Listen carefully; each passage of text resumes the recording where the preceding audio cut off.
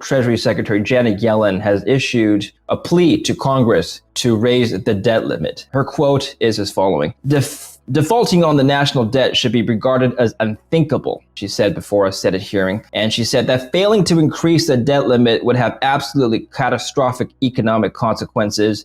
It would precipitate a financial crisis. It would threaten the jobs and savings of Americans, and at a time when we're still recovering from the COVID pandemic. Well, she's right. It is unthinkable because it's never happened before. The U.S. has never defaulted on its debt ever in its history. That's why treasuries are rated AAA.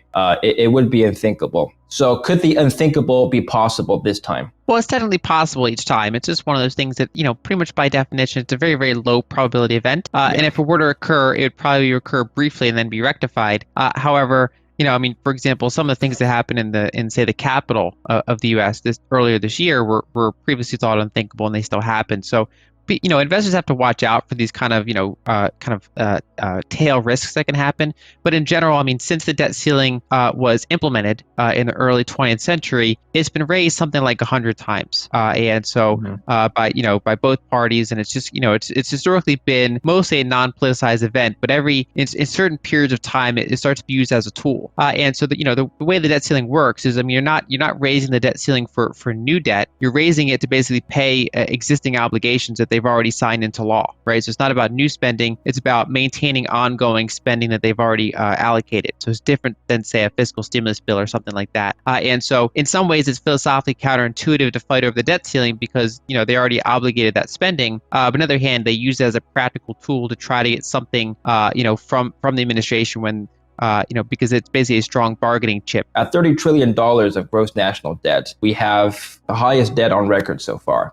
This has been asked to Powell before, the issue of the interest rate rising to the historic level of 5.7%. At 5%, not even 5.7, but at 5%, we're looking at $1.5 trillion of annual interest expenses on $30 trillion of debt, assuming, of course, by that point, debt is still at $30 trillion. So could we afford that $1.5 trillion? And we have $3.5 trillion of tax revenues every year. So about half our tax revenues would go to interest expenses. Yeah, for the early part of the question. So again, the debt ceiling is about funding that's already been allocated.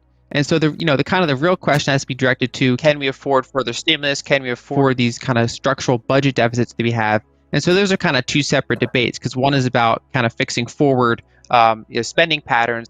And the other one is about paying for previously allocated funding patterns. But going to the bulk of the question, the short answer is no. Basically, at $30 trillion in debt, 5% interest rates, as you pointed out, that would be $1.5 trillion in interest payments, which is a very large percentage of both GDP and specifically of government revenues and government spending.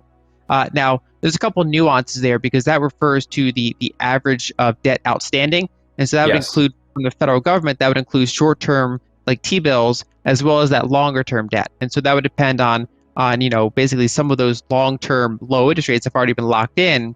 But there is a very, very large percentage of the treasuries that actually consists of short-term T-bills. Last I checked, well over 10 trillion was that very short-term number. And so that basically is tied to the Federal Reserve's interest rate policy. And so the short answer is my base case for a couple of years now is that, this looks a lot like the 1940s in the sense that that's the last time that U.S. debt to GDP was as high as it is now. And basically what they had to do back then was lock interest rates at a very, very low level, even when you had these bursts of inflation. And that's because they found themselves basically fiscally in a problematic space. And so the downside there is that if you're holding cash or holding bonds, you can fail to recoup your purchasing power during that period. And so that's actually one of the big differences between the 70s and the 40s is that the 1970s, private and federal debt as a percentage of GDP were both pretty low. And so when you had inflation, you could raise interest rates to combat it. Whereas in the 40s, when you had very, very high public debts, despite inflation, pretty much whatever you do, they couldn't raise interest rates. And so that's generally a pretty good case for holding real assets at this current time because I think we're still on a path towards currency devaluation. And it could happen in bursts or it can happen just over the course of a decade of having interest rates that are below the inflation rate.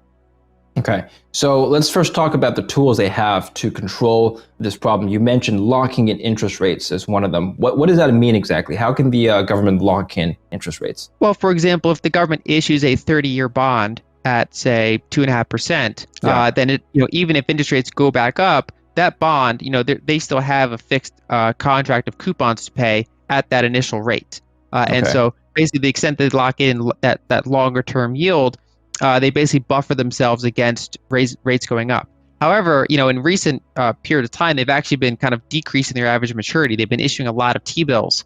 And so a very big chunk of that debt is susceptible to an increase Right. in interest rates if the Fed were to do that. Okay, so most of their debt is relying on variable interest rates, is what you're saying. A good chunk of it, yes. I mean, they have that full spectrum from very, very short all the way up to 30 years, and a very big percentage of it is under 5 years. Okay. Now, what about the possibility of interest expenses reaching? Is there a number in your mind, Lyn, where interest expenses become unsustainable, unaffordable? What's that number for you? Well, once you would see kind of average treasuries getting up to maybe 3% or so, that'd become pretty fiscally kind of impossible. And I would actually already say at that point, at where we are now with both the United States and as well as some other developed countries, debt as a percentage of GDP pretty much almost mathematically can't be kind of serviced in real terms. Meaning that we're in an environment where most paths kind of point towards currency devaluation, and so that could take the form of, say, interest rates being 3% while inflation is 6%, or it could take the form of interest rates being 1% while inflation is 3 or 4%. And so there's a couple different kind of ways that could look like, but they all involve pretty much having these persistent periods of negative real yields, which is, again, that's a problem for pensioners, challenging environment for banks, and just challenging for any saver or bondholder.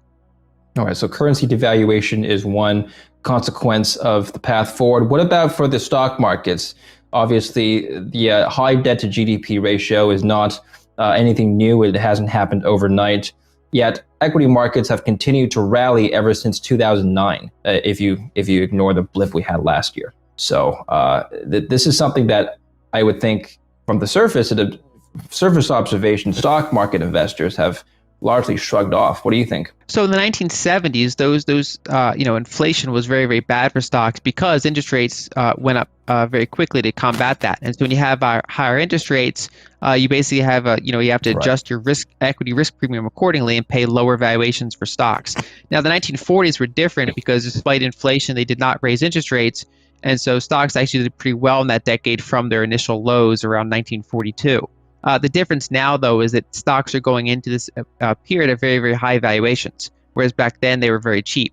And so, the short of it is that it partially depends on what levers they're going to do. So if you just kind of run a massive deficit, keep interest rates below the inflation rate, do big currency devaluation, then equities can ironically do pretty okay, at least in nominal terms. They can kind of, maybe have a mixed outcome in real terms, do okay in nominal terms. Now, if on the other hand, that the government starts to kind of try to rein in this deficit issue, and they start to say raise tax rates on corporations, or they pull other levers, that could start putting serious downward pressure on equities if they decide to go that route. And so that's investors are watching big tech for regulation or tax changes there, as well as the idea of kind of a global corporate minimum tax. That sort of thing is should be on investors' radar.